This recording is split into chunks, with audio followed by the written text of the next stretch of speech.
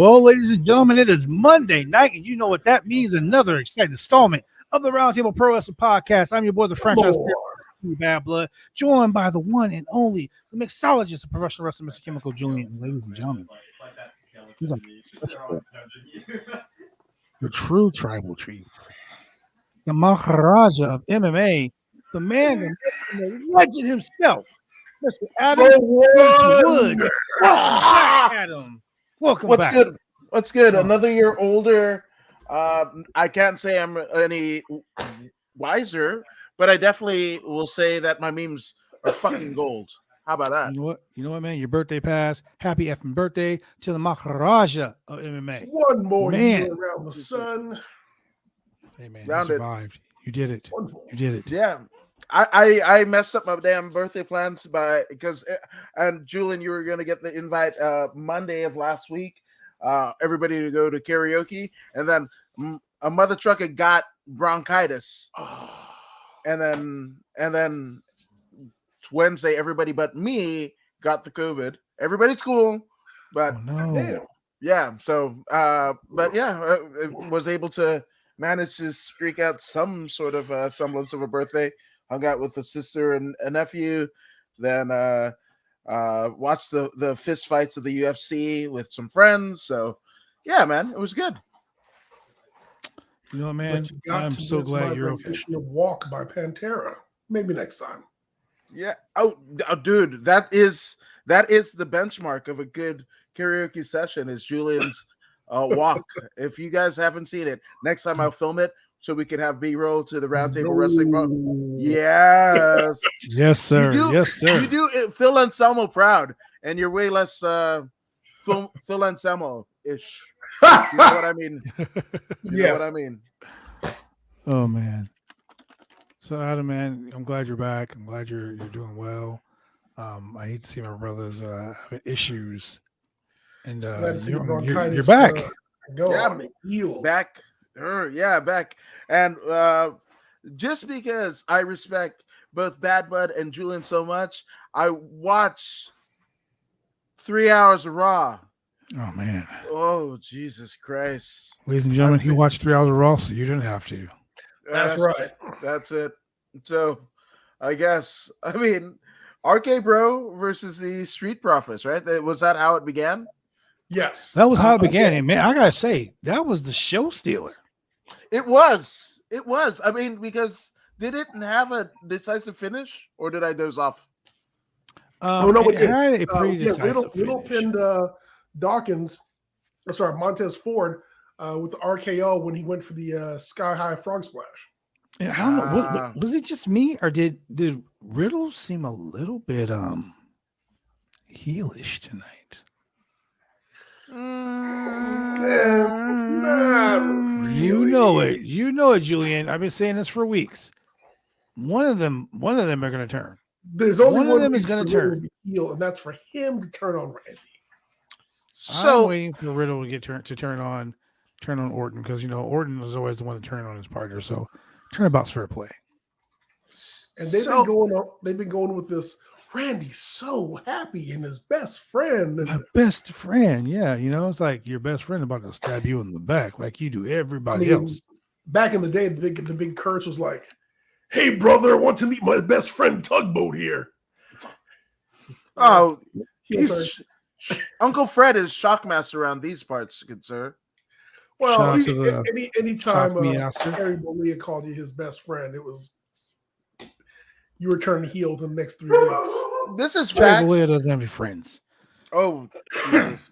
He's got a couple, but he's got a couple for sure.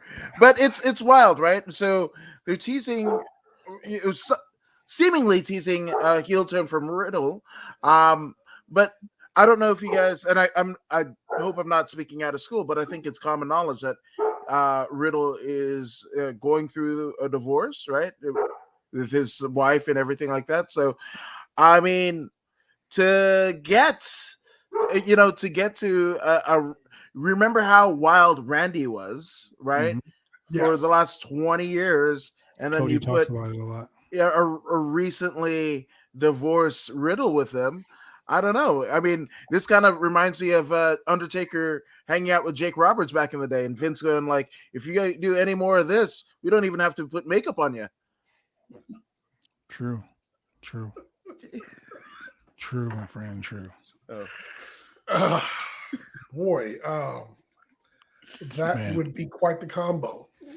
I'm just saying, I think in the back, Randy's like, well, Matt, what I used to do is, and next thing you know, he's burning up bed sheets and throwing, mattresses into the pool, and I don't know, canceling Cedric Alexander's pushes, right? Like that's what he did with Kofi, and that's a weird one. Like everybody's like, "Oh my God, Randy Orton, 20 years, he's such a legend," and I was like, "Look at how many people he buried."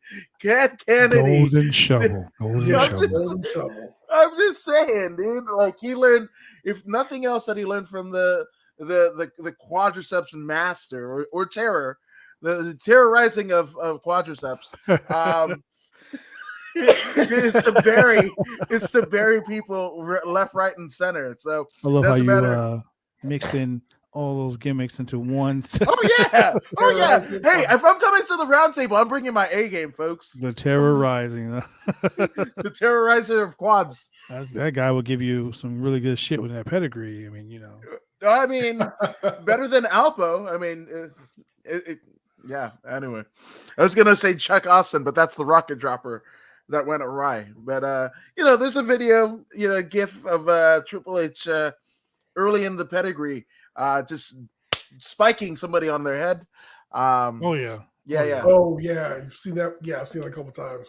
Yeah, and everybody asks like, "Oh, where would he be if he didn't marry into the family?" And I'm like, to me, that's a pretty good indication.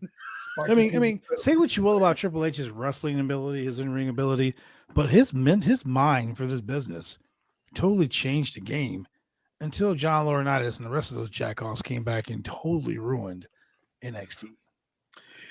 When you said that, Bad Blood, I thought of Martin Short in Father of the Bride, right? We need his mind, right? When George Banks wanted the cheaper chicken, it's like, no, we need his mind.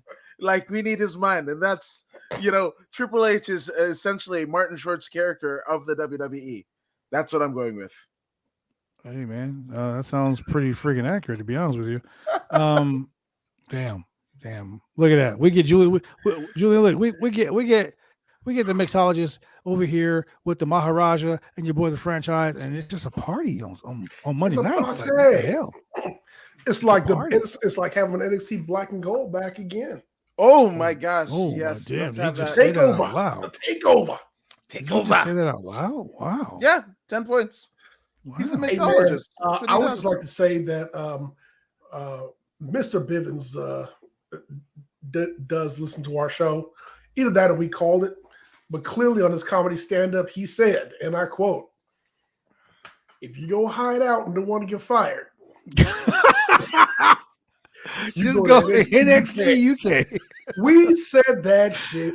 We were joking about that. Like, man, if you don't want to get fired, you just do two things. One, don't answer your phone. Two, just go to NXT UK. Nick Khan ain't gonna fucking find you. And sure enough, Mr. Bivens himself, the man, the myth, the legend himself, said pretty much the same shit we've been saying all along. Just saying. Which, I mean, I and we're gonna get to it, but obviously Nikki Ash was on the show, and I figured, she's married to Big Damo.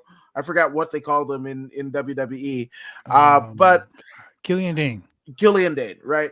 Yes. So with that all being said, how do they? I mean, he's been back in. I don't know if he's still in Florida or whatever. She has to be here.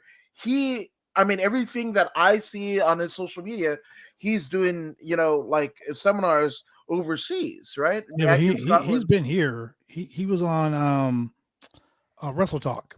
Okay, he was on Wrestle Talk's WrestleMania, and yeah, but he's in Florida. Okay, he's in Florida, but he's going back and forth doing the gimmick over there. So he's got because she's here and she's here on a visa. So he was like screwed over when he got fired. So he had to go back over there. but apparently he has a visa to where he can come back over here and work. He's Okay. going back and forth, which I mean, honestly, is kind of a good deal for him because like he gets to go over there and make all this money. Then he gets to come back over here and he's like, yo, I mean, I can make money on the indies over here too. Like I talked to him about doing a podcast for us, and it's rather expensive, and I'm not going to pay someone to come on the show and be a guest. So you know what I'm saying? Yeah, that's a rough sell. Tough sell. Yeah. But speaking of sells, what was like the next segment of the? So RK Bro, they're wanting to go to SmackDown and complete the storyline that they started. That Roman Reigns was like, "Yo, I don't want to do this now." So they want to unify the tag team title still. And I'm telling you, man, in my opinion, Riddle, y'all know me, man. I fucking hate Riddle. Oof. I fucking hate Riddle. I think that the no shoe wearing, fucking always high, bro, that shit annoys the absolute fuck out of me. But tonight, I was really like, dude, to see the evil side of Riddle. Like at the end of the match, Riddle was like, yo, like, fuck you guys. Like he literally was like that, I don't like the whole jovial joking, I'm so stupid because I'm a pothead, like Riddle. This Riddle that was in the ring tonight, I'm very fucking impressed with. So kudos to RK Bro. I can't wait to see them one more time with the Usos to unify these tag team belts, possibly at Hell in a Cell. Who knows? They might drag it out to SummerSlam. Who knows? So, I mean, there's only two ways. I understand what you're saying, but this is very much how Riddle behaves, right? And because he could portray himself much like a Shayna Baszler or Ronda Rousey, Shinsuke Nakamura, who all of them have legit MMA backgrounds, legit MMA records. Riddle was in the UFC, famously, and decided not to sign another contract because it was for peanuts and went by way of pro wrestling. He's one of the baddest mother truckers there is on this roster, right? But even on the indies, right? That's when you kind of flesh out characters and everything like that, unless you're Seth Rollins, because that dude he's not attached to any one of the character. Yeah, I'm Blix. What is that? I don't know. I'm Vlad the Impaler. I don't know what that is. Oh, what about Tyler Black? I don't know. Like he's this vanilla wrestler. But with that all being said, wait. What's really funny about what you just said? It's just dawned on me right now. Seth Rollins is a lying sack of shit. He's an unwatchable fucking. I'm gonna tell you why. I've been around Seth Rollins with Wrestling Society X, which was an indie wrestling company on MTV. But Seth Rollins said he had never been an indie wrestler. That he was a WWE product through and through. You lying son of a bitch. In his mind, right? This happens a lot, right? In MMA, where they're like, in my mind, I'm undefeated when somebody gets KO'd or something like that. They'll figure out a way to kind of, devalue what just happened to them, right? So with that all being said, in his mind, he was. When he was doing backflips and moonsaults off of fat guys' chests, he was a WWE superstar, right? When he was But he was an ROH as well. Well, yeah, he was a WWE wrestler in ROH. In his mind, he was that, right? What? I'm not saying that I believe any of this stuff, but I'm just saying in his mind, he's that because this current incarnation of him, like I was so down with the Monday Night Messiah and Buddy Matthews or whatever the hell with him, and he's unwatchable. Like I heard from Jim Cornette how horrible this thing is. His current character, he looks like he's shopping out of Becky's closet. Right? They robbed Liberace's closet. That is correct. Yeah, yes. He's horrible. Like the weird, like he's garbage. You're right. And this is the only time I will actually say, right? The weakest link of the Shield was Seth Rollins. With Seth. And Unfortunately, ladies and that's gentlemen, it. I gotta tell you this right now. Ladies and gentlemen, this is breaking fucking news right here. Adam Woods hates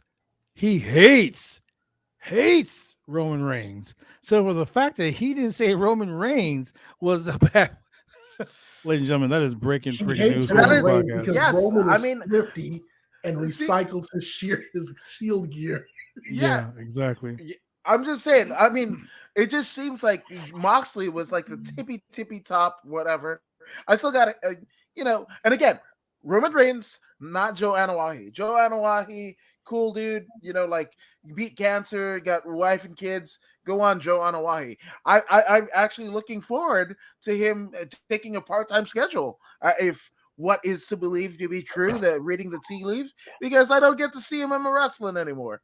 But then everything else on the show is so goddamn garbage juice. Then I don't even know if I'm going to watch the show, even if he's not. But guess what, Vince? Good job, because you pushed this one guy down our throats for the last 6 years, and he wants to go to Hollywood, right? You basically did what you feared. Everyone that he's done this to, everyone that he's pushed that way. He pushed The Rock that way. What happened? The Rock went to Hollywood. He shoved John Cena down your throat, through your ass, back up your ass, through your throat again, and now John Cena is gone. So he's doing that to Roman now. Now he's shoving Roman down your throat. But here's the thing, though. When John Cena and The Rock come back, even when Stone Cold comes back, they are special attractions, and they're used to sell some of the bigger special live events or premium live events. So, I mean, is it worth having them there? Yeah. Now you've opened up a spot so someone else can grab the brass ring. And so you now have an opportunity to maybe let somebody else shine. Because, I mean, let's face facts. With Roman Reigns holding both championship belts, there's two people who are not getting a chance to shine. Yeah. True statement. I mean, look what they did tonight. Two people. Look what they did tonight. They're pushing Cody to challenge Roman for one of those championships, and he wrestled Theory for the United States title. You know what though? That actually makes sense. And we will talk about that in a second. We'll talk about that too. Okay. I made a prediction on Twitter and it came true. I'm a little angry that it came true because, quite honestly, I don't want to see round 3, but whatever. This is the first match of the night for the the tag team champions versus the Street Profits. 3 things I didn't like about the match. 1, the Street Profits showed up and showed out, but once again got jobbed. 2, Orton literally did a pre-match promo saying how they were going to go to SmackDown and challenge Usos for the tag team titles. Correct. So we just had a Raw tag team championship match tonight to start the show. So by you opening the show, coming out saying that this is what you guys are going to do on Friday, you totally told the story of what was going to happen in this match. So you ruined the finish of this match. I see what you're saying there. However, number one, what they did is they didn't leave a dangling storyline. They had to bring it back and go, hey, y'all, I know you feel like that you got screwed on the whole tag team unification match. Don't worry, we haven't forgotten about it. We're going to do it.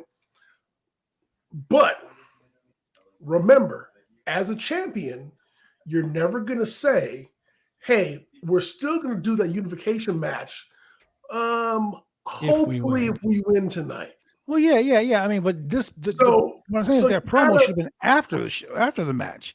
Like, now that we whooped your ass, now we can go to SmackDown and whoop their ass.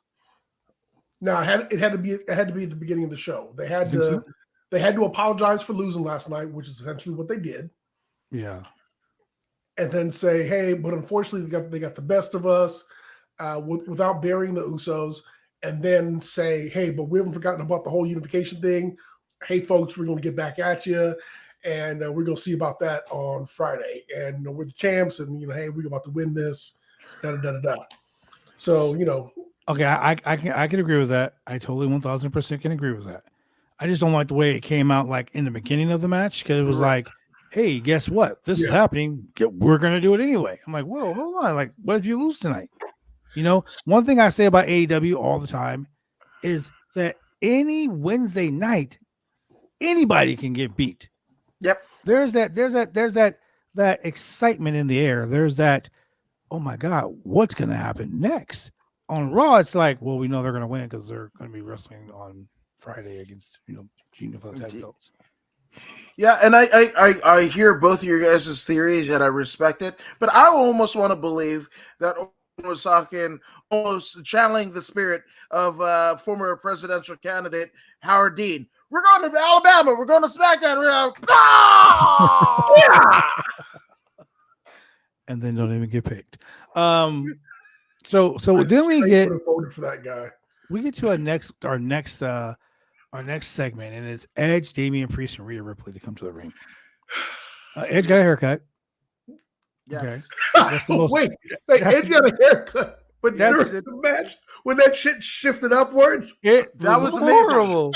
It was amazing. He looked like one of those dudes that has like a hair toupee, and the glue doesn't stick in the back, and it just flies up. It was so funny. Yeah, 100%. So Edge basically says he's bigger than the Hall of Fame, which to me doesn't mean shit because the Hall of Fame doesn't mean shit to me anyway. When you can put Donald Trump in the Hall of Fame, it doesn't mean shit anymore. So basically, Edge went off and he insulted the crowd so much that I just could not stop laughing. I'm enjoying Edge talking shit to the crowd. Dude, I gotta say something about this. So one, Edge's promos over the last few weeks have been great. Yes, 100%. Number two, Rhea Ripley said enough without really being annoying or sounding stupid. So they just gave her a little bit to say and like let it go. Damian Priest, he said enough he said just enough, but I was still like, oh, this dude's still talking kind of thing. He sounded like, yeah, I did this, and I could have destroyed everyone on the roster, and Edge could destroy everyone on the roster, but we decided to team up together so we can destroy everyone on the roster. And then we brought in her, and I'm like, okay, I'm digging it. I get it, but from the way he was talking, it's kind of like, all right, Damian, let's be real. There's no we. It's Edge who chose you and brought you in to try and elevate you. Y'all didn't come together as a team like, hey, pal, let's go do this together. No, Edge is doing you a solid. It's like, yo, I'm gonna give you the rub, kid. And here's someone else who needs a solid. You, Damian Priest, are not doing Rhea Ripley a solid. No, Edge is doing her the solid. He's doing you both a solid, and you're lucky to be here for this shit. So. And that's the way it should have came off, but it came off like really egotistical. But he came off like me and Edge are partners and equals, and we're trying to elevate Rhea Ripley. We all know that is not the case in this whole situation. That's not how that works, bro. Yeah. I mean, wasn't he tagging with Bad Bunny? Right? Yeah, that exactly. was right. So he was destroying the roster that he needed a damn reggaeton gents and whatever to do his bidding. Like I will tell you, the best part of this whole promo for me, and Julian, when I say this, you're going to be so excited when I say it. The best part of this whole promo to me was Edge seems to like lean less into the supernatural crap and just came across as angry and like an angry, resentful heel. Yes. Like this might be the best Edge you've ever seen.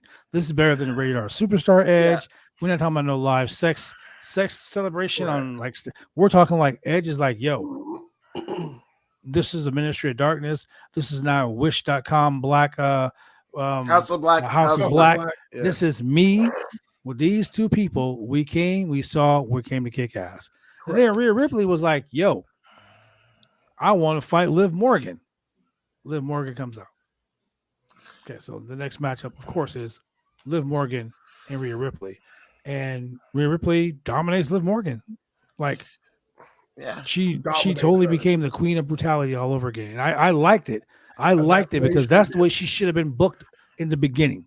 Julian, you said this a month and a half, 2 months ago when they were the tag team champions. You were like, they're totally wasting her. Let her be a monster heel. Let her just come and just destroy everybody.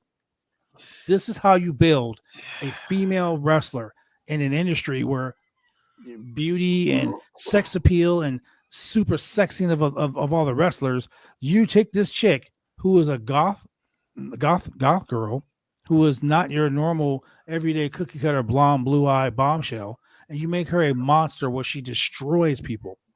If she doesn't go on a quote unquote Goldberg run and just start destroying every person on the every one of the 12 women on the roster for Raw, if she doesn't destroy everybody, then they're wasting it again. Man, it's my only problem with it is, so 2 WrestleManias ago, she walked out as women's champion and beating Charlotte Flair. She was on a high rise, and then it seems like on a Monday, someone just said, nah, pull the plug. And they did. And when you pull the plug on somebody like that, it can be kind of hard to get that momentum back. Yes. It's kind of, it's only 8:30, so I can't say what I want to say. Well, I was going to say, it's kind of like getting a Mrs. Softy in the middle of doing business and trying to rev the machine back up. So, and that's what, and then they had her with Nikki ASH. They had her with Liv Morgan. They had her with, just on her own, and they were trying to do all these things with her. And so, when you go through these several cycles of failure, it's kind of like we as the fans really start to believe that this wrestler, maybe they're kind of trash, but they're not. When you push them as trash, what they do is, their push is trash. What they do on TV is trash. What we're presented with is trash. The storyline is trash, but really, they're a good wrestler. So it's kind of like trying to build up steam again. And if you get Edge behind her, and you got Edge behind her, because Edge is behind Damian Priest and her at the same time. So hopefully we can get her. And like you said, go on a Goldberg streak. Let her really start. Let her beat the crap out of Bianca Belair, or let her beat the crap out of Ronda Rousey. I don't even want her to win the title. I don't want her to win. I want her to be just so ruthless that she don't need the belt. She just wants to just go out there and just beat the holy piss out of someone. And if she does that on a consistent basis, like I'm saying right now, this less one-sided wrestling match that she had tonight, where someone got a little bit on her, but she just smashed him. You know what I mean? This is the right way to book Rhea Ripley. She looks like a force to be reckoned with. Yes. She looks like she's ready to destroy people, and you're giving her an opportunity to show up. This should be a build-up to her against Raquel Gonzalez. Oh my God. Okay. Speaking in terms of size, because everybody else on the roster is like freaking midgets. Yeah. Right. But let me go with something that I'm a little bit sad about, because you go right into a Finn Balor versus Damian Priest match, but this time Finn Balor comes out with AJ Styles. So now it's AJ Styles outside at ringside, while Edge is on the other side of the ring, and Finn Balor versus Damian Priest. And this whole Judgment Day gimmick is pretty cool, but I don't understand what they're doing with the whole Rhea Ripley gets in the ring and AJ was going to punch her and be like, oh, whoa, you're a woman, I can't do that. I don't know, but I also want to acknowledge that Rhea Ripley looks like, Bad Blood, you're the multi-screen wonder. You've got as many screens as Nick Cannon has baby mamas. So if you can pull up Davey Havoc or AFI or lead singer of AFI, that's exactly what Rhea Ripley looks like. She does. Yeah. Unfortunately, I can't put it on the screen because we'll get, Facebook will slap us like they did the other day. Ooh, ouch. Anywho, but yeah, so it's just weird. And of course, you've got AJ and Balor, who are former leaders of the Bullet Club. That's assuming that you are consistent with your WWE patronage, but also are familiar with their, careers in New Japan, right? Nice shirt, by the way. Thank you. But it's weird because they're two leaders of the club, but there's no club, right? So they're just two leaders. It's like an assistant manager and a manager. It's too late for them to bring the whole Bullet Club thing to the WWE. Manager and assistant manager. Arby's. Yeah, pretty much, right? It's the meat. Right. And how Have they teased some like a partnership or a pairing between Well, Styles and Banner? Balor? so when Styles They've had been Luke Gallows and friendly. Carl Anderson with them, and they were doing the club, Right. I believe they were on Raw, and then Finn Balor was on SmackDown doing the Balor Club, and Right. then Balor came over to Raw. There was like that Raw that super show where the club walked past Balor and they were like, "Hey," and he was like, "Hey," and then they were like, "What's up, bro?" And Finn was like, "Nah," and he walked away. That was the only time they teased it. Okay. You know, But that was pre-pandemic, right? yeah, it was pre-pandemic. So way pre-pandemic. okay, right. So that's what we're supposed to believe. Like after all, I mean, you would have to have a base knowledge of their history in Japan. Remember things. Your stock market is crashing. Financial housing is whatever. Everybody, gas is too high. No leaders in the room, and we're supposed to remember that Balor and Styles kind of sort of two-sweeted in 2017. The sad thing about it is, if you think about the history, and this is for us Yeah. wrestling people who are like all about wrestling history, not for the casual fan that watches Raw because it comes on Monday night and it's like what you're supposed to do. Like people who watch Monday Night Football who don't understand football, it comes on Monday night. It's the thing you need to do. So people who actually understand the professional wrestling and how the history of this is.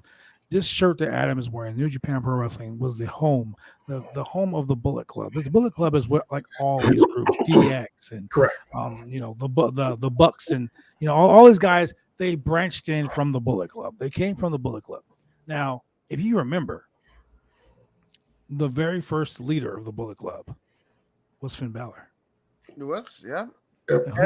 And who replaced Finn Balor when he got jumped out of the Bullet Club? Who was AJ. the guy who replaced him?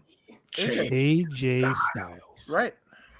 So, me personally, when they were doing this whole thing at WrestleMania Backlash last night, I was like, okay, so Damian Priest can't be at ringside. You know what would be a freak? If I booked the show, what would be awesome? I would have had Finn Balor dressed up as the demon and come out there and beat AJ's ass. Instead of having Damian Priest stand at the entranceway like, hey, man, I'm not at the ringside. I'm not at ringside. I'm right here, which was the dumbest thing ever. But yeah. So we go to this match and Balor seems to have a little extra pep in his step, man, when he fights certain people, and Damian Priest is one of them. Like, they have good matches. Like, they do have good matches against each other. But Correct. Styles pulling back his punch when he saw Ripley, and then the way the whole thing ended. Hey, man, he's a good family man. He don't hit women. Yeah, I mean, but she's more capable of knocking most men on their asses. Let's call it what it is. If she would have hit AJ, she probably would have knocked AJ's ass out. Plus, she has a shorter haircut than him. I mean, AJ has the soccer mom haircut, so yeah. Correct. But tonight, Sonya Deville is talking to Adam Pearce. Adam Pearce is trying to tell Sonya something, but she's like, no, I need to go out I have a match, blah, blah, blah. We'll talk about it when I come back. This investigation of me being someone that abuses my power, so on and so forth. Adam's like, I need to talk to you. She's like, no, I'll be back. So she goes out to the ring. Adam comes out basically and says, yo, your contract as a executive is now terminated, but you are still a WWE superstar. And the person you're going to face is, and lo and behold, Little Miss Bliss comes back. Finally gave Alexa Bliss something to do. Now, I love women's wrestling. You know me. I support women's wrestling, and I love Alexa Bliss, and I love Sonya Deville. I love that they got a chance to work a good match with each other, and I'm excited for the way things worked out. But I'm not excited that the match went 1 minute and 30 seconds.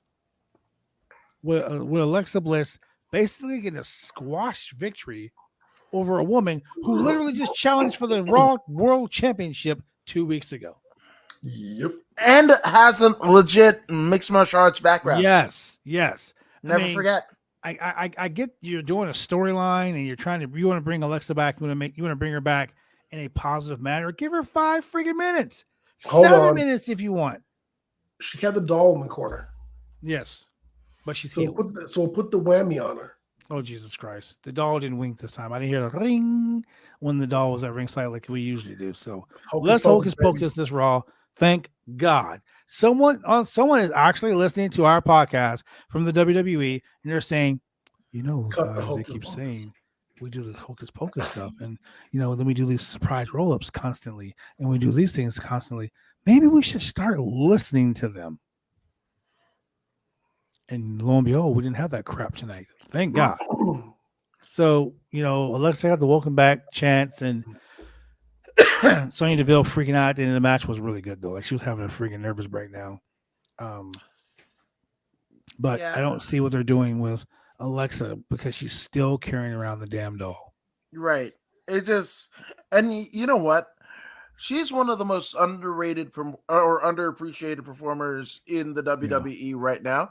I mean, everything that they've given her, right? Right from her days of NXT with, was it Blake and Murphy and she whatever. was a cheerleader, Little Miss Bliss. And the sparkle splash, blowing, sparkles everywhere, like as a Frozen knockoff, right? Like she's literally done, chicken salad out of chicken shit. Every time. Yeah, every time. And unfortunately, she, as beloved as Bray Wyatt or The Fiend or whatever was in his subsequent release, she got all the heat. Like all the heat of it, right? Which was totally unfair. That was totally unfair. And what do? Right. You make her commit to the gimmick even more. Like, we should be done with this. Like, what's the payoff? Like, her being this character, what is the payoff? Like, where are we going? Right? Because obviously Bray's gone, and if they bring him back, it's a high price tag. I don't even think he wants. He's pricing himself out of wrestling so he doesn't have to do it again. Again, he's priced himself out of the WWE because, as a wrestler, it's hard to step away from this business. I mean, I always tell people wrestling is like a drug. You know what I mean? Like you go to rehab when you quit. You retire from wrestling. It's like going to rehab. You get yourself better. You get yourself cleaned up. You go on and you move on with your life. You start doing other things. But then something happens to somebody and you're like, hey, man, we're doing a benefit show for so on and so forth. You want to come in and help us raise money? And because we're good people, you know what, man? Yes, let's do that.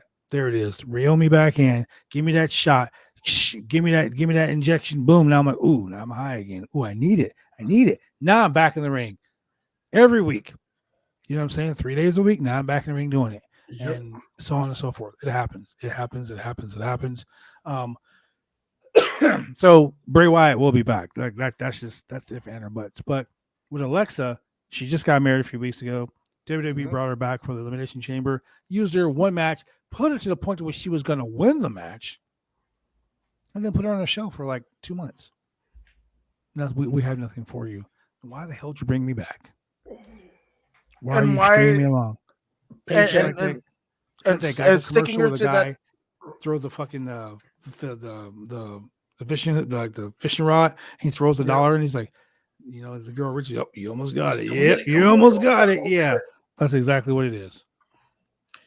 Yeah, and the gimmick too. Like, can we explore what her, like her ability is beyond the gimmick? Because we're not going to get a payoff on the gimmick. It's a guy who started this incarnation of Hocus Pocus.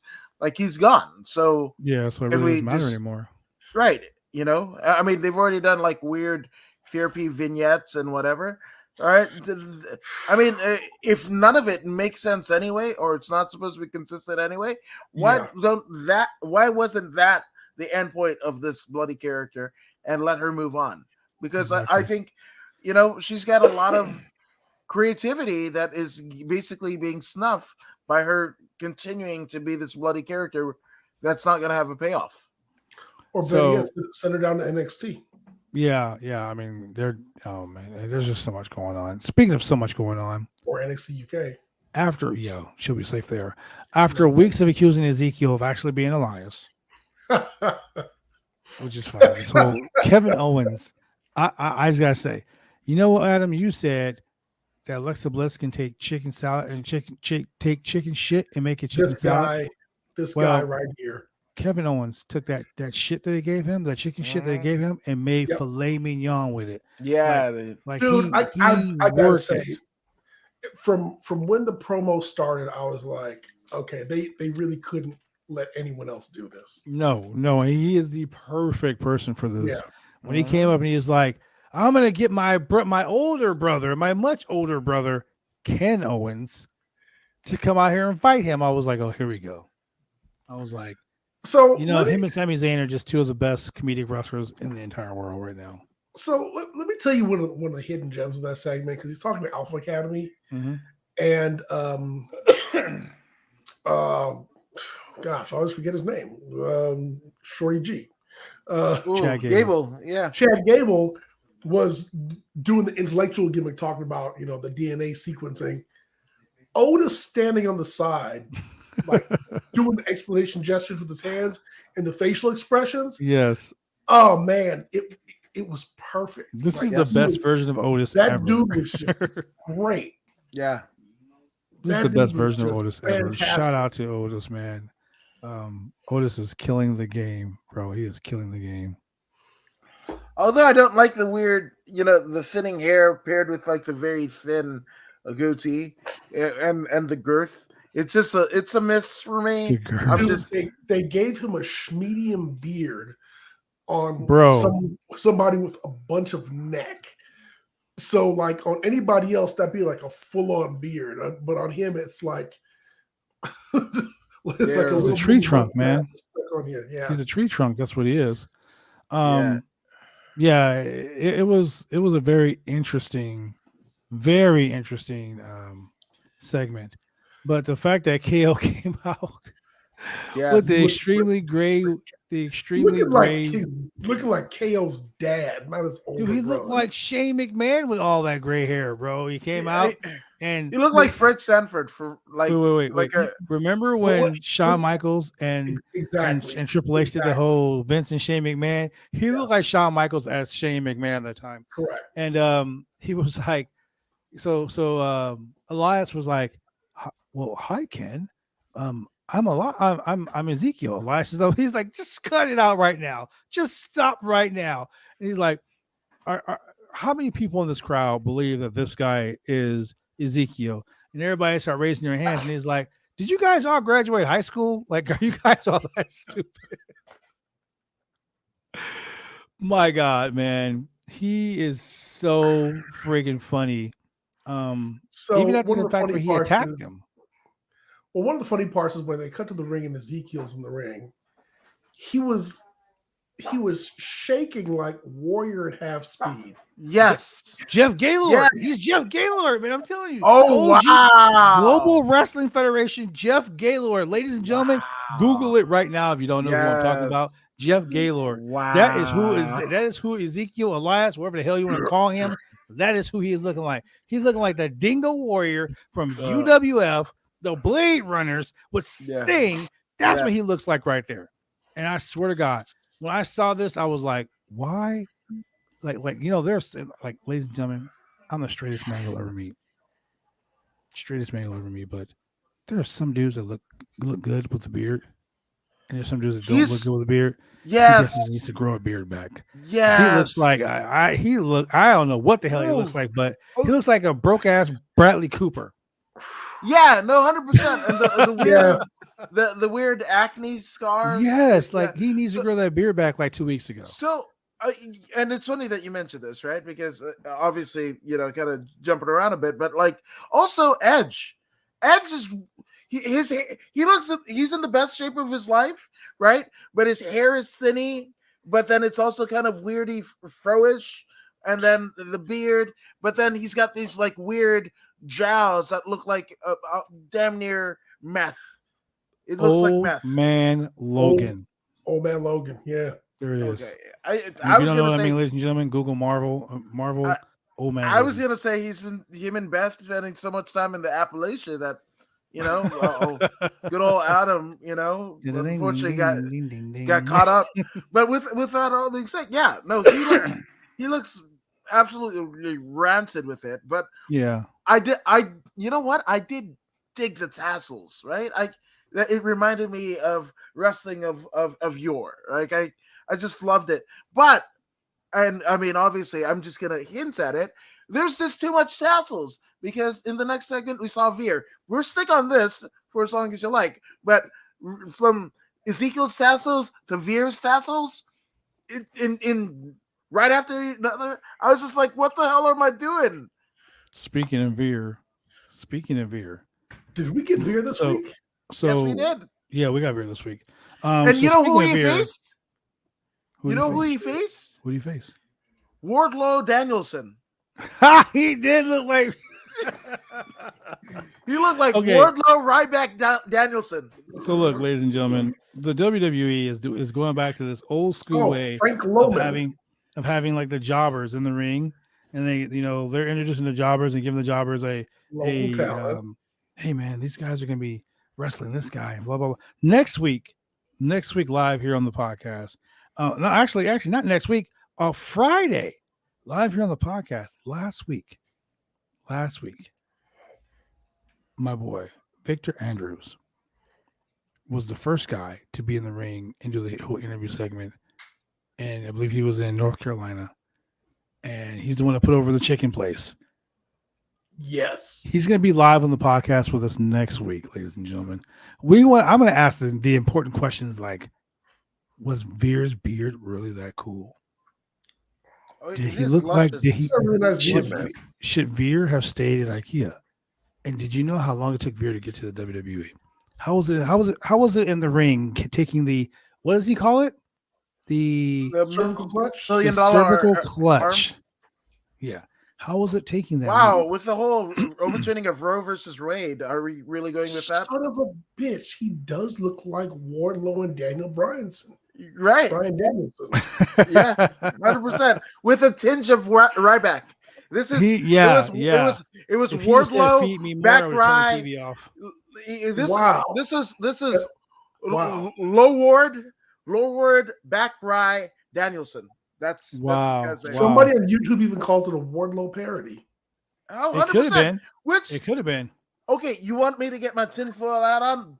It is on firmly, right? Because it was just announced that, after Cody's defection from AEW to WWE, right? There was going to be other defections and whatever. But apparently the financials state within the WWE, they're not doing it right now, right? So maybe, just maybe, Wardlow was one of the people that they might not have been talking to. They have been trying to get Wardlow out of his WWE. They wanted Wardlow to sign when his AEW contract was over. They've been hunting Wardlow down, and he basically said it on Chris Van Vliet's show, I think it was. Don't quote me. It may not have been CVV's show, but I think he did say that he had been approached by the WWE and that AEW was where he was going to end his career. He wasn't going anywhere. But, Cody said the same thing. And right. Exactly. But also this, Lowback Danielson. Lowback Danielson was actually bigger than Wardlow. Yeah. Sizably bigger than Wardlow. With a bigger story. And that interview segment, look no further than James Ellsworth. He turned that deal into that douchebag. I mean, yes, but that was supposed to be a one night, jobber slot, and he ended up, what is it, like with a multi-year contract? Any man with two hands can stand a chance. Right. So I'm just saying, this dude was talking about his kids and whatever, and so I'm just saying, like, I'm sorry, I thought this was a flex on AEW, like, we don't need Wardlow, we got Lowback Danielson over here. Like back in the day, they were like, we don't need Goldberg, we got Ryback.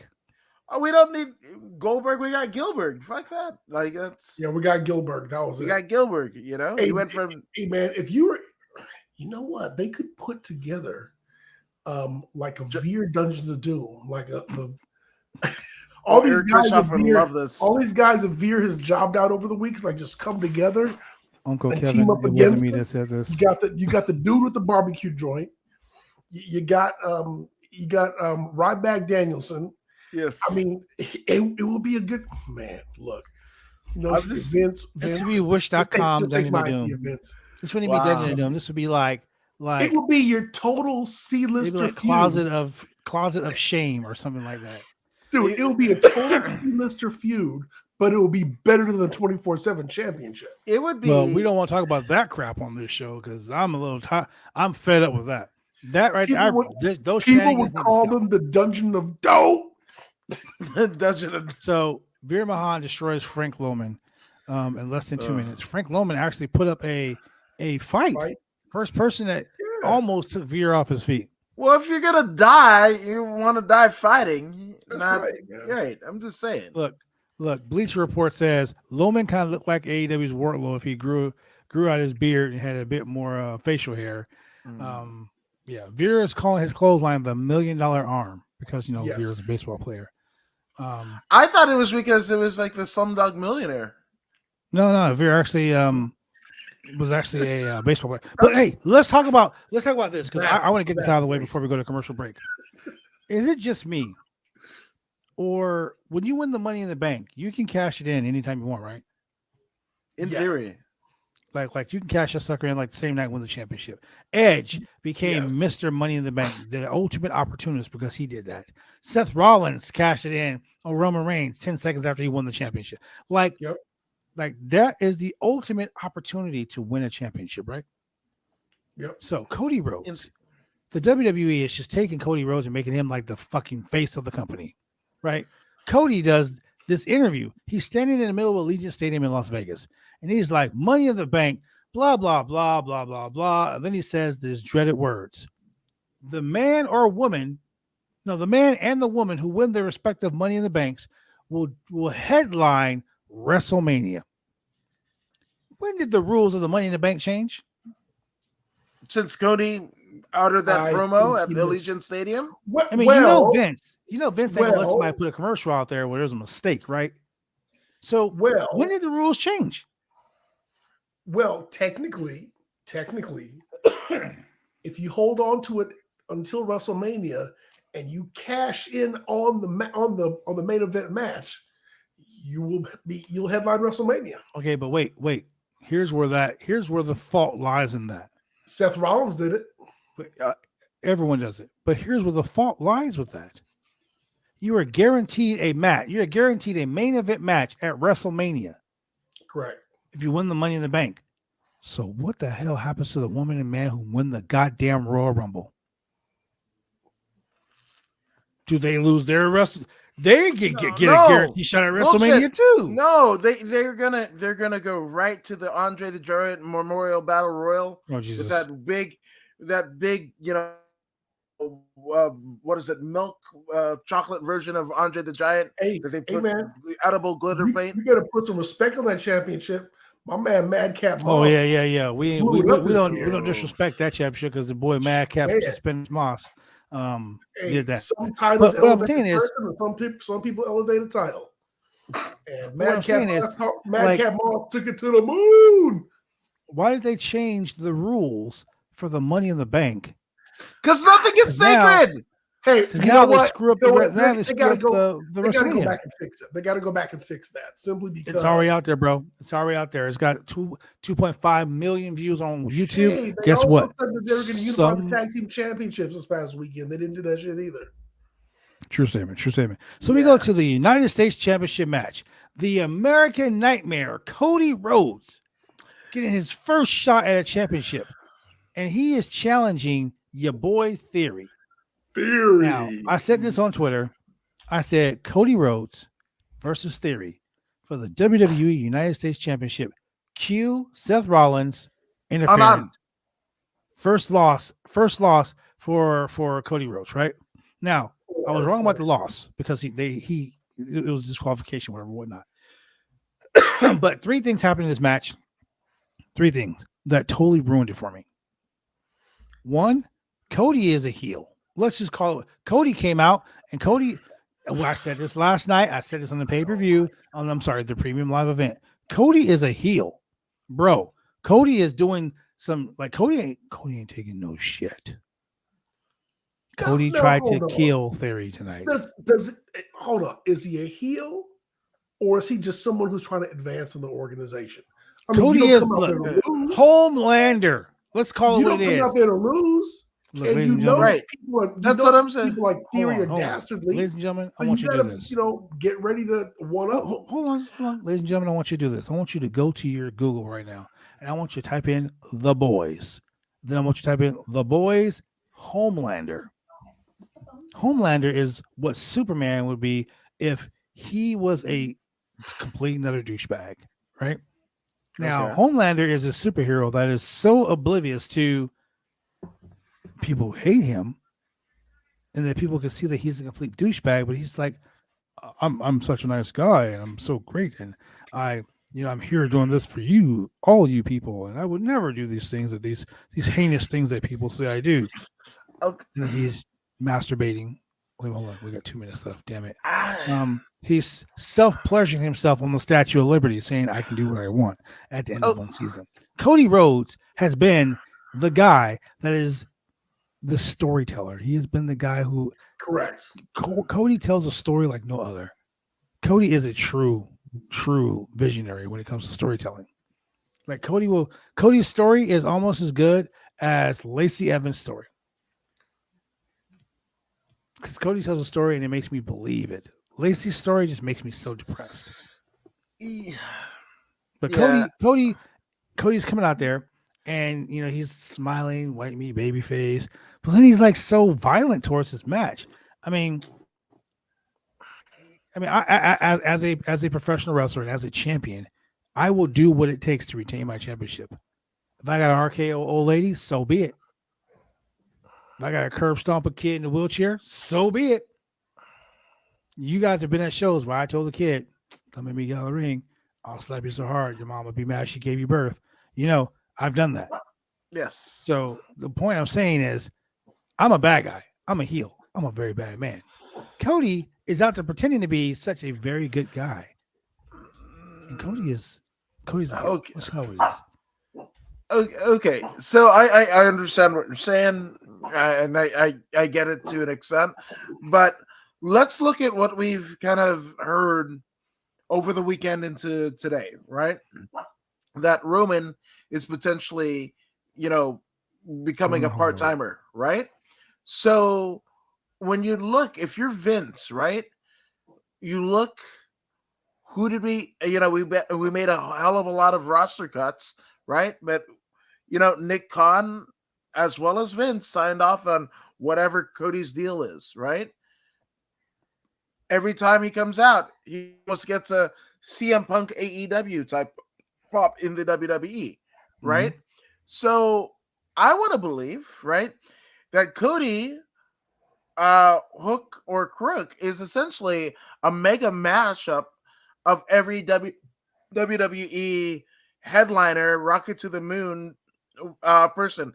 His, giving the belt is Bret Hart. Him being the American hero is Hogan, right? Wow, I didn't think of that. Yeah, Giving the like belt that. like giving the glasses away. Yeah. Right. So for me, eventually he's going to turn heel, but they need him for the price that they paid him, right? And the pops that he's still continuing to get since Mania. We're 3 months in, right? They need somebody to occupy that spot. Why can't it be Cody? And that's what I got from it. Now, that's not to say that he won't eventually turn heel.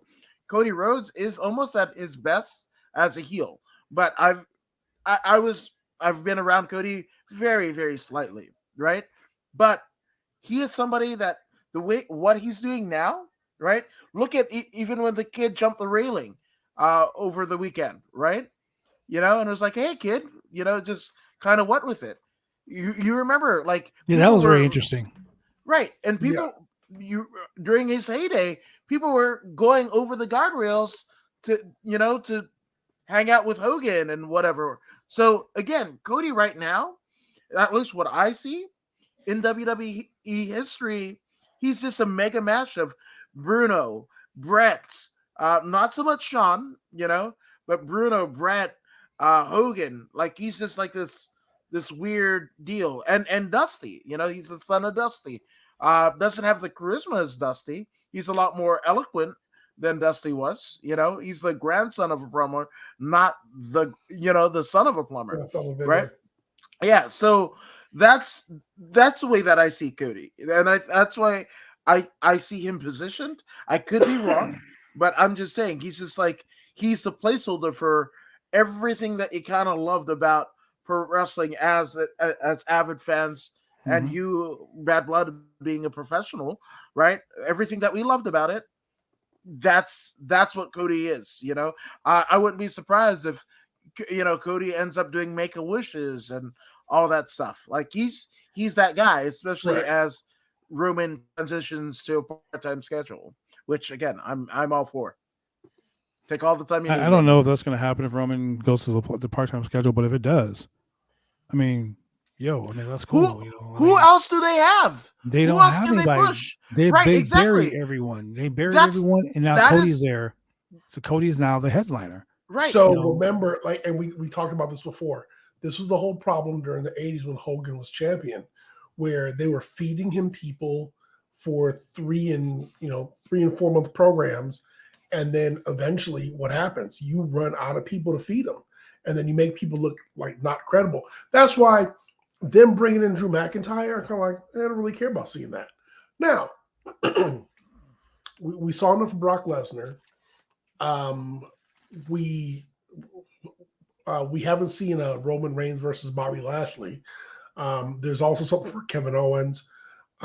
There's always something for, him and Seth could maybe finally have the end of their feud and go all the way. But, not really trying to see Drew. All right. Vince at some point will throw Omos at him just because he's so big. He's so big. Maybe you'll get a Veer in there. You never know. Just some. Veer is destined to be U.S. champion. He's destined to be U.S. champion. At some point you're just running out of credible people to put in the ring. And even this thing with Shinsuke, they passed on Shinsuke at the same time they passed on the whole title unification thing. Yeah, they screwed the pooch page with of the script. We're on page 15. Supposed to be on page 7. Yeah, they screwed the pooch with that, man. So they still got to come back for that. Yeah. So here's the thing. There are 3 things about this match I want to get. I noticed right away. Either Theory is getting some serious heat during his entrance, or they're doing some digiting. They're editing the boos because he is getting massively booed. Like massively booed. It's really great to see how the crowd accepted Rhodes back. Like I expected after like a few months or after a few weeks, he would get booed out of the building. He's getting super cheered. He is the CM Punk of the WWE now. Right. You're right about that. And Austin Theory has that suplex neck breaker move that he does. Mm-hmm. It takes way too much cooperation from his opponent.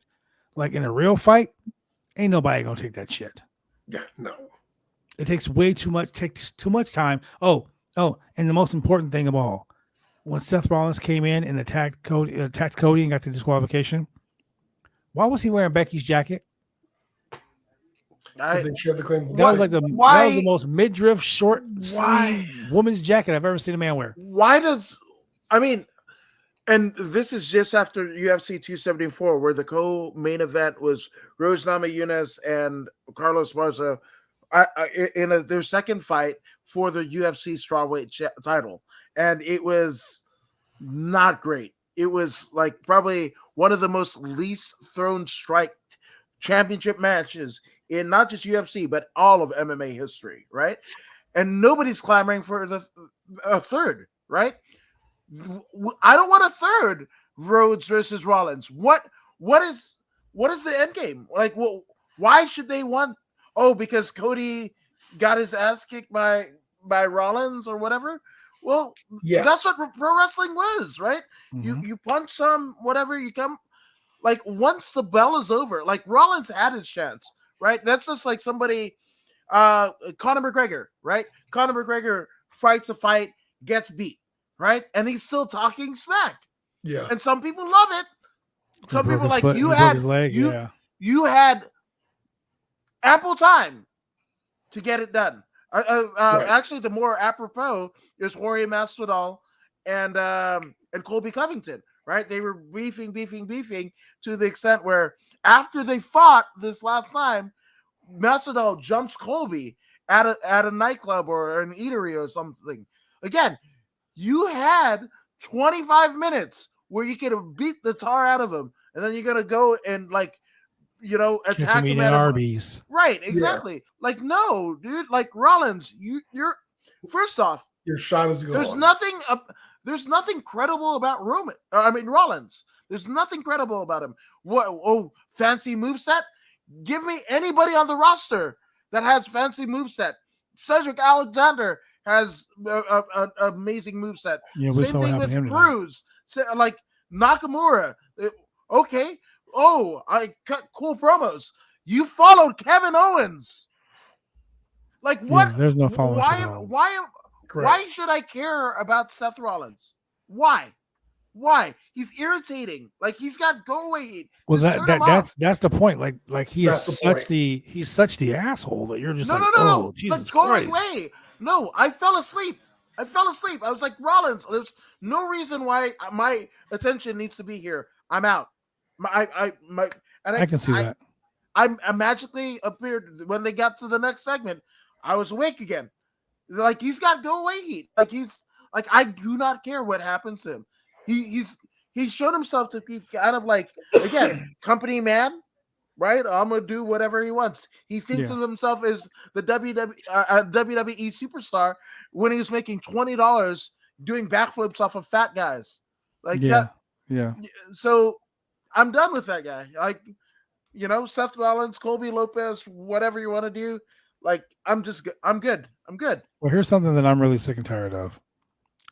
I'm sick and tired of the Raw Women's Tag Team Championship not meaning anything. Tonight we had Sasha Banks and Naomi defend the Raw Women's. Not defend them, but come out as Raw Women's Tag Team Champions to face Piper Niven, because we refuse to call her Doudrop on this show. Correct. Piper Niven and Nikki, almost a superhero, Nikki ASH. She's still in that gimmick. Destroy the superhero gimmick for one. Let her go back to being the crazy chick she was in Sanity. And I think that's what they're doing with Piper Niven. Piper's trying to push her. They talked about how those two they trained together and they came up in the business together and blah, blah, blah, blah, blah. Okay, I'm glad they talked about this. I'm glad they put these two together, but they put these two together just to job out to the tag team champions, who weren't in sync at all. Right. It was a horrible tag team match. Nikki and Piper didn't even get an entrance. Piper Niven's gear is significantly better. It's better than it was last week. It kind of it matches her character. It makes her look more menacing. Yeah. And the worst thing that happened this whole match, when the match is over, The Miz came out while they were still standing there. So if they had a story to tell, The Miz just ruined it by coming out as a referee. I was like, wait, what the hell is going on? Why is The Miz? So he's dancing. At least once a week they do this. Somebody interrupts somebody else before they can really get out of the ring. Yeah. And it's real disrespectful. It's a shitty thing to do. But they always go to the women, which makes it even worse. But it also, I guess you're trying to get heat from the audience for this guy being a douche by coming out. Well, shit, because I want to say Finn Balor came out before somebody's matches was over for his own match. Right. Yeah. That happened. It's just this, hey, next match, let's keep on going kind of thing. But yeah, like when The Miz came out, I was like, are they restarting the match? Like, what's going on here? And it's like, no, the next segment. Yeah, and then maybe they were short on time. Yeah, you never know. Yeah, the next segment ends up being Mustafa Ali versus Ciampa. Yeah. But he came out with The Miz as a special guest referee. So Miz doing his thing in the ring, saying Ali has been treated unfairly. And basically, this is my thing. Ciampa came out, and these guys had a friggin' match of the year. They had a great match. Ciampa's amazing. Yeah, Ali is amazing. Put those two in the match. I'm glad they're putting these guys in the program because you're going to see some really good wrestling in this program. Yeah. My problem with this is, why the hell is The Miz still involved? Why are they doing this whole, Ali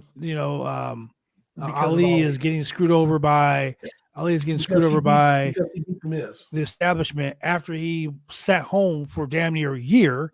Like, you would think that they brought him back and they're going to give him a proper push instead of putting him in these, his second match back. He's in a handicap match where he loses. Then he has his match with Ciampa. He gets the shit beat out of him in Ciampa just so they could push the fact that Ali is going to end up wrestling the Miz at Hell in a Cell. That's a weird, dumb around the mulberry bush. Now hold on. Hey, let's take the 205 freeway to the 91 freeway in LA. Let's get on a plane in San Diego, fly to Seattle, drive all the way back to Portland where we just started. Instead of saying, hey, why don't we just go from the 205 freeway to 26 to Portland?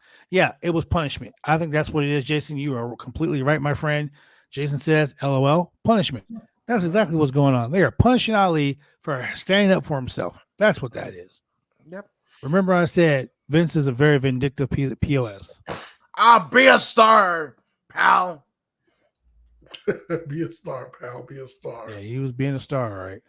I don't know, man. This was the worst way for Raw to even finish out. Yeah, but I mean, it's indicative of Raw's booking. It's 3 hours of nonsense followed up by another 2 hours of nonsense and a 90 minutes of nonsense in between. Like, it's garbage. Like, nobody. Well, I mean, they didn't finish with Doudrop because they did Bianca and Asuka, right? Yeah. And to me, even though it was in theory, not Austin theory, but in theory, right? This was the main event of this Raw. And to me, it channeled memories of Austin and Brock, right? Because here we go. You've got Asuka who's coming back, right? A legend in her time, just a legend, right? A living legend. And then we ladies and gentlemen, we totally didn't let you know that we were talking about the main event now happened to be Bianca Belair, the Raw Women's Champion, taking on Asuka with Becky Lynch at ringside. Becky Lynch came out looking like 2022 Black Canary. Yeah. So Black Canary future state. Yeah. So I mean, it was that match was actually would have been good if it wasn't for Becky interfering. But that was the same thing with 3 minutes left before time was over. Right, but that was the exact same thing that they did with Fury and Rhodes and did the exact same thing, right? What they're doing with husband and wife, man. Yeah, that's their thing. They just interrupt. They're annoying. Right. But Becky's got talent. Imagine their kid's gonna be a huge pain in the ass in the classroom. I mean, you're not wrong. But in any event, right? You were talking about Piper and Nikki, right? Ricky got booted. Subjective. But what I will say is, the Piper and Nikki kind of pairing, it reminds me of what they did with Alpha Academy, right? Like it's the exact same storyline. It's the exact same storyline, and then you've got maybe a robust person, and then little workhorse like that. That they did the same thing twice in two different segments. Doudrop, and I'm using WWE terms, but Doudrop and Nikki ASH were the female Alpha Academy, right? And then Cody Rhodes in theory, right? With Rollins jumping in was Bianca and Asuka, whatever. But again, and then with Becky coming in. But to me, why Asuka's coming back after a year, after an injury, right? And then Bianca has been the star since Asuka's been away. This is somebody that they've been slowly building, right? That's why it conjured up memories for me of Austin and Brock with no build on Raw. Because this should be way bigger than it is. And again, at this juncture of their respective careers, Bianca on the high note, Asuka coming back, these two shouldn't have touched for at least 3 months from now. And yes, Raw does stand for really awful writing. Well, you know what? What I will say is, this can lead to conflict. This can lead to two baby faces coming into conflict, and one of them has to become the heel. Yeah. And hell, let Bianca be the heel. Yeah, I agree. Be a little Hey bit man, of a character for as it. a champion, I think all champions should be heels. I think all champions should be like, I will do whatever it takes to keep my championship. If I gotta go beat up an old lady, grandma gonna get ran over by a reindeer. I'm I just mean, saying, like, that's what it should be. but I mean, you got to remember, right? When you go into WWF, Worldwide Wrestling Federation, obviously run by Vince Senior, right? It was babyface champions except for Ivan Koloff, right? That was it, and that he was a transitional champion between Bruno and Pedro Morales, right? Yeah. But the Northeast Territory, which obviously Vince is the son and grandson of, you're gonna do that. You're gonna push baby faces. I mean, Vince is actually a little bit more rebellious because he's had heels in his top slot than his dad and grandfather probably wouldn't have. But even still, it's the same mentality.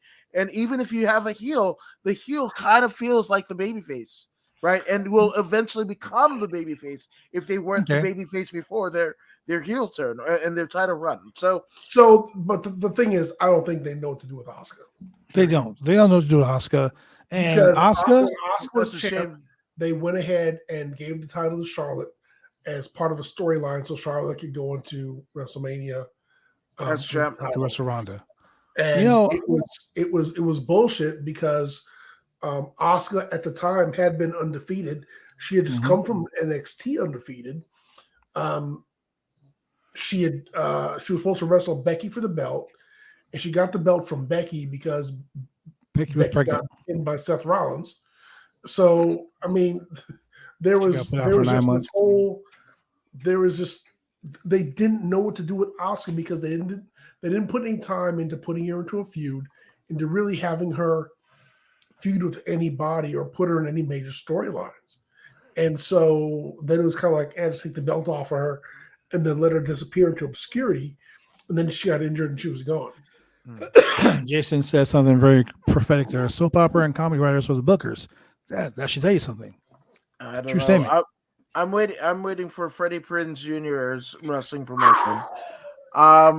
No, but the thing about it, and I know what Jason is saying, but like again, who's hiring those soap opera and comedy writers? That's what WWE's looking for, right? Right. So can you blame the writers, or can you blame Vince? No, the writers are doing their job, but what I'm saying is, they just don't. So here's the thing, and this goes back to when we were talking about talent releases.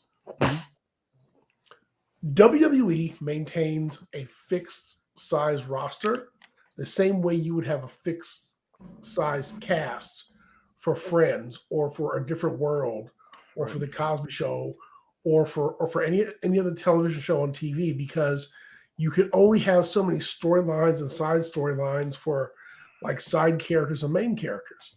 Well, yeah, that makes sense. You got your main cast, you got your supporting cast, and then you got your guest stars. Yeah. And so they got Raw, they got SmackDown, they got NXT. So do they really need a bunch of other wrestlers in the company to have a bloated roster? Well, yes. So you can have matches and not have the same people wrestling each other all the time and have rotating matches. However, it's sports entertainment. So it's a show, it's a TV show that happens to be about wrestling and has wrestlers on it. Yeah, we talked about that. It's a sitcom that happens to be about wrestling that has wrestlers on the show. So like that makes a lot of sense. You might have a couple people extra on the roster to bring in case somebody gets injured, or to have some backstage segments or some little comedy, this and that. But they're not bringing in people to have really exotic matches, because like I said before, we're seeing RK Bro versus the Street Profits again. And if the Street Profits aren't wrestling them, they're going to be wrestling Alpha Academy. And so it's going to rotate between those three. Because one and if tag the team Usos aren't wrestling the New Day, then they're going to be wrestling Los Lotharios. There's one tag team they won't be wrestling. Or the Viking Raiders. Whoops, I'm sorry. They got sent down to NXT. They won't be wrestling 3MB. You know why? Because they don't want 3MB coming in squashing everybody. They don't want the smoke. They don't want the smoke. They don't want the smoke, man. So with that being said, ladies and gentlemen, Monday Night Raw, honestly, if I had to give it a letter grade, I would give it a solid C. It had some good points. It had some very bad points. It had some very stupid points. I've just totally glossed over the fact that next week, the main storyline for next week is going to be Omos versus Bobby Lashley inside of a cage.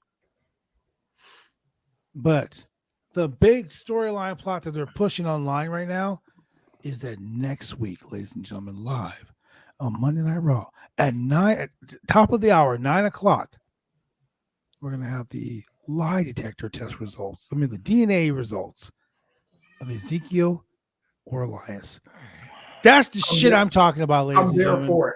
I'm there for it. That's what I'm talking about. Look, I'm there for WWE is good at hooking you because remember, Veer is coming. Veer is coming. Veer had been coming for 36 weeks. Veer finally came. No one cared. Yeah. I mean, at least he didn't become a Funkadactyl. or Lord Tenzai. Hey, man. Look, it ain't over yet. With that being said, ladies and gentlemen, you guys know exactly what time it is. Julian, do me a solid.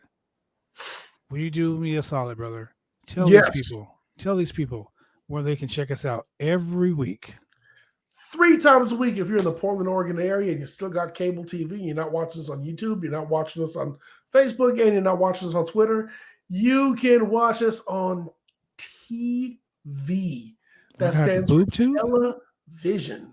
The boob tube, the CRT, the LED, the QLED, the OELED, depending on what kind of TV you got. Some kind of ED. QLED. Anyway, you can catch us on Xfinity TV and CenturyLink TV in the Portland, Oregon area 3 times a week, Mondays at 10 p.m., channel 22 Xfinity TV and channel 8002 CenturyLink TV, or on Tuesdays, 9:30 p.m., channel 23 Xfinity TV or 8003 CenturyLink TV, or finally, last chance, don't blow it, you can catch us on Wednesdays at 9:30 p.m., channel 11 Xfinity TV and CenturyLink TV. Now, ladies and gentlemen, something really near and dear to my heart. You know, it is now Mental Health Awareness Month here, May 1st through May 31st.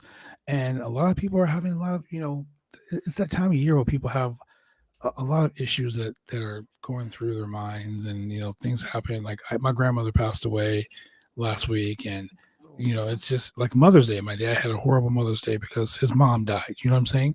A lot of people are dealing with the struggle. The struggle is real, ladies and gentlemen. We just call it what it is. The struggle is real. So to help you, I would like for you guys to, if you need to talk to someone, call the National Suicide Prevention Lifeline. It's easy. You can just dial 1-800-273-8255, or you can text GO to 741-741 to reach a trained crisis counselor through the crisis text line. It's a global nonprofit organization, and it is free, 24 hours a day, 7 days a week. Don't be afraid to ask for help. It is okay. Trust and believe. It doesn't make you a weak person because you ask for help. Man, I ask for help all the damn time. So, and everyone knows I'm not a weak person, but when it comes to it, sometimes you need a little bit of help, and you need a little bit of what's what I'm looking for here. You need some backup. You need your people. You need your folks. You know what I'm saying? So, don't be afraid to call that number. Don't be afraid to ask for help. It's okay. And speaking about it being okay, it's 9:27. You know what that means? It's time to feed those ducks. That's right, ladies and gentlemen. I know it sounds weird, but feeding the ducks. That's what we're going to do right now, ladies and gentlemen.